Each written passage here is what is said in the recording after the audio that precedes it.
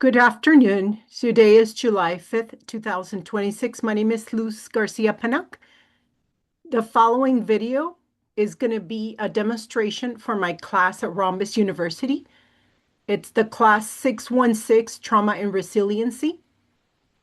In this demonstration, I apply parts work, a collaborative, non-pathologizing approach to engaging dissociative parts drawn from trauma-informed internal family systems principles and developmental trauma treatment models.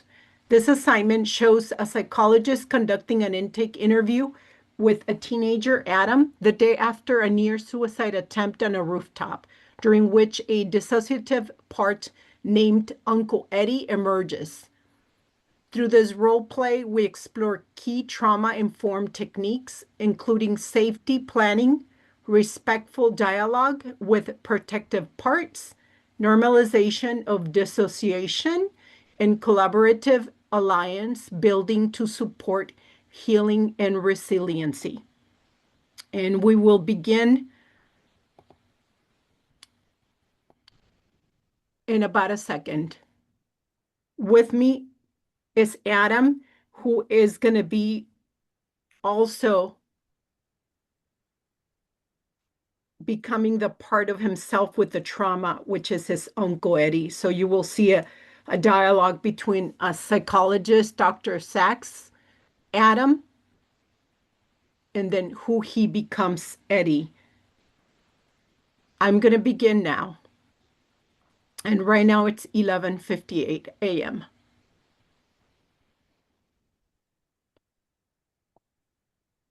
I'm going to be opening.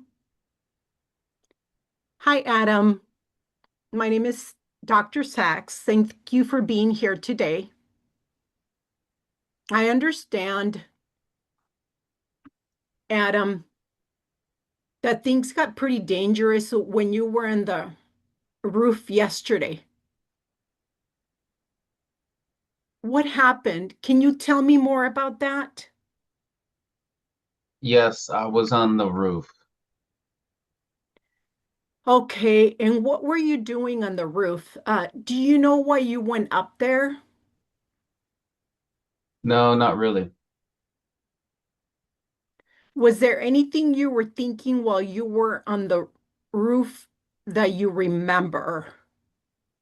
Yeah, I was thinking about James. What were you thinking about? That we broke up and that it sucked. How were you feeling? What were the feelings that you were experiencing on the roof? I was sad, I was scared, and I felt pathetic. Why did you feel pathetic? What was making you feel that way? He kept calling me pathetic. Adam, who kept calling you pathetic? Uncle Eddie, Okay. And were you hearing him on the roof? Was he with you, or was it a voice you were hearing? no, he was with me. What was he saying?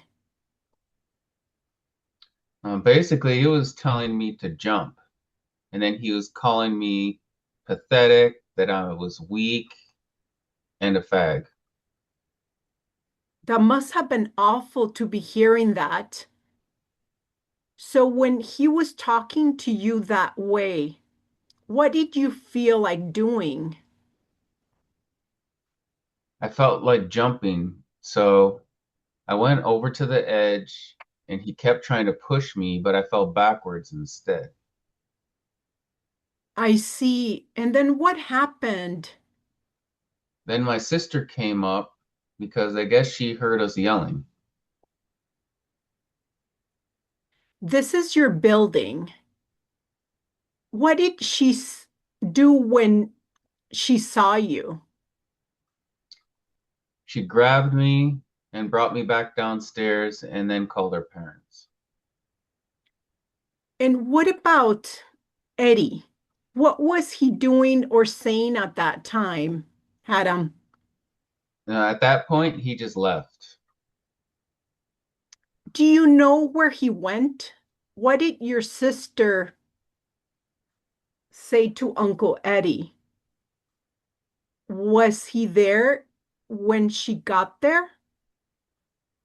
He always leaves when my family's around, so no, she didn't even, say anything to him. He wasn't there. Oh, I see, I see. So Eddie is with you a lot, is that right, Adam? Does he always call you pathetic and things like that? Does he make you do things like this? Or is this the first time he said you should hurt yourself? Well, I'd rather not talk about Uncle Eddie. I see, I see. So what's going on, Adam?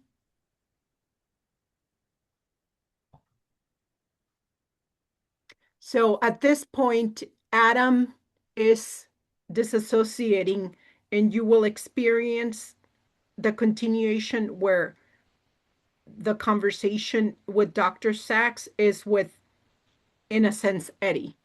Adam associating as Eddie.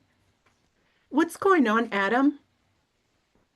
What the fuck do you think is going on? Adam's not here anymore. That's what's going on.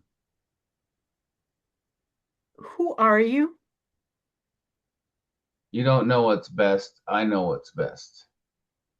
Are you Eddie?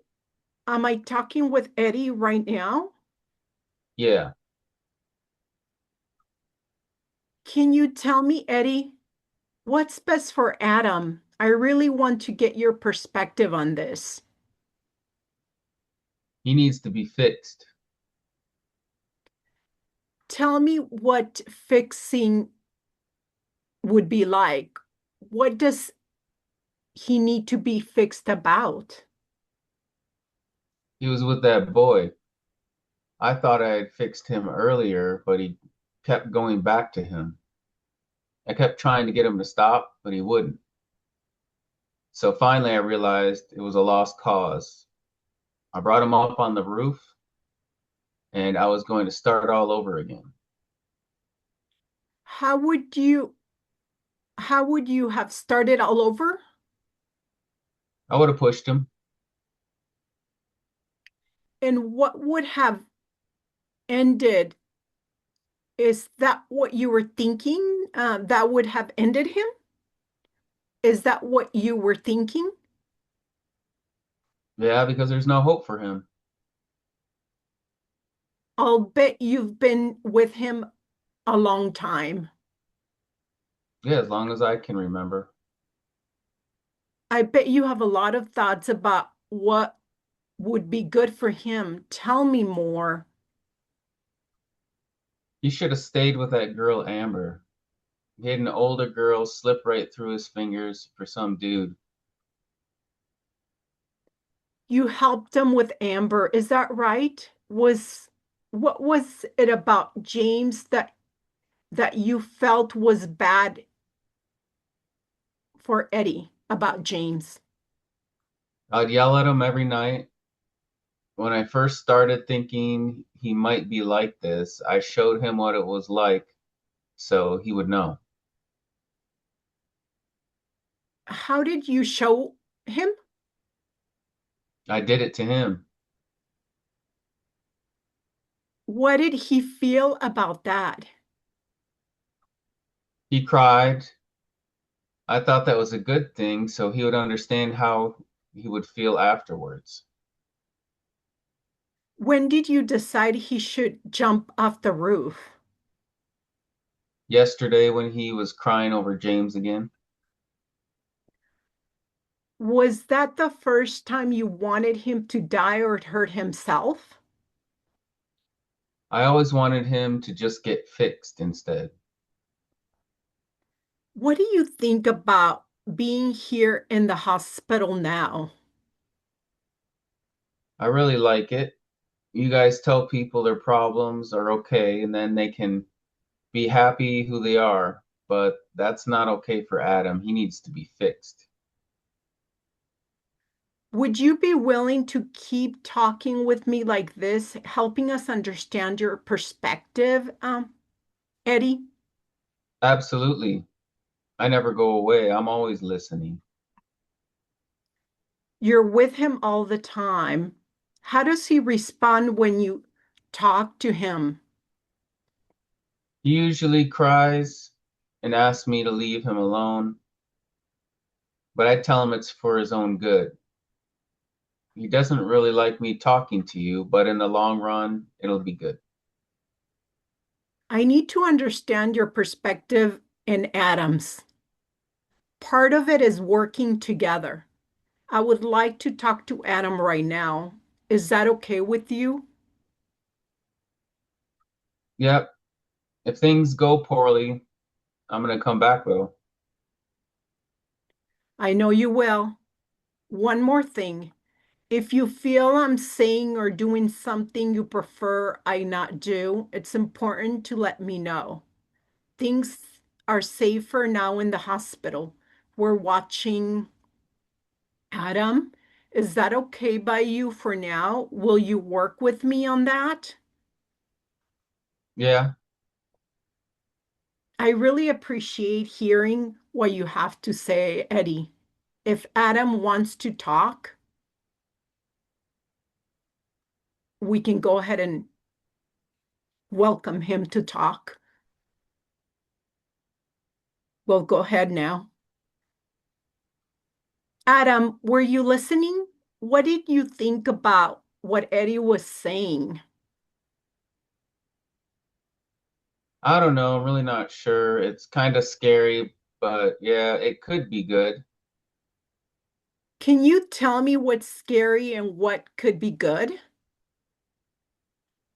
You can take his side because he's not going to let you take my side. And if I were to do that, what would that mean? I guess it means I really do need fixing. There's a part of you called Eddie, and there's Adam, which is you. And you have very different ideas, thoughts, and feelings about what needs to happen. The solution is to figure it out together, Adam. My job is to help you by understanding, by hearing from you, from Eddie, and any other parts. That's my job. It isn't to tell you what to do. One of the things he said, Eddie, Adam, he said that he's been around a long time. Is that true? The sense I get is that he tries to help. I know it got really scary yesterday. Is there any way he's helping, has felt helpful for you in a sense? Well, it is true that he has been around a long time, but as for if it is helping, I don't feel that he is. He only hurts me more. I see, I see. That's very powerful because you interact with him so much.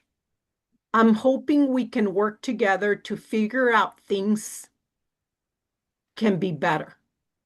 Do you think you can work with me on that? Because I really want to understand Adam. Yes, because it is very painful because interact with him so much. Are you feeling safe now? Yes, I do feel safer because I know that you guys won't let him do anything to me. but at the same time, it's still hard because he's always there. I wanted to share that Eddie said he would work with me to help keep things safe. What do you feel about that? Well, to tell you the truth, I don't know if I trust him. I'm kind of worried that he's going to pretend. He's going to keep lying like he always has done in the past. And then as soon as I get home again, he'll drop the hammer and he'll just turn back on me. I hear you, Adam. There's a real trust issue here. Trust is important. I need to hear from you and Eddie, and we need to figure out how to make this better, and we will. I'll be here every day for you at the hospital during your stay to help figure this out. We'll meet every day. We'll work together to make things better and safer for you and all parts of you. How does that sound, That sounds Adam? good. That sounds very good. I look forward to it. Thank you so much. I'm looking forward to continue our work together. Oh my God, right. Now it's time for you to go to lunch. You guys will be able to eat lunch, you and the other clients as well. Enjoy your lunch, Adam. Thank you. Thank you. This concludes the session. I will stop recording.